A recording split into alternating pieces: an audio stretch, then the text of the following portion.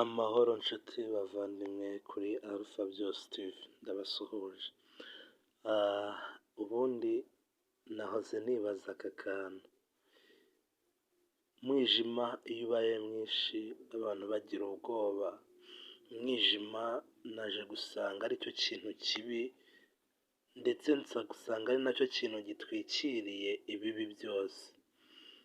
Uyu mwijima rero ugereranywa n'umuntu uri mu byaha, umuntu uri mu byaha nawe burya aba ari mu isi mbi, ariko ndashimira Kristo ko yaje akaba ari we mucyo w'ubuzima bw'abizera, akamurikira abantu bakagenda batekanye. Njya nezezwa no kugenda ku manywa hari akayaga gahuha neza, uwo ni wo mucyo mwiza Kristo yazanye mu bugingo bwacu, umuntu akongera kumva ahembutse, akongera kumva agize ubuzima buzima.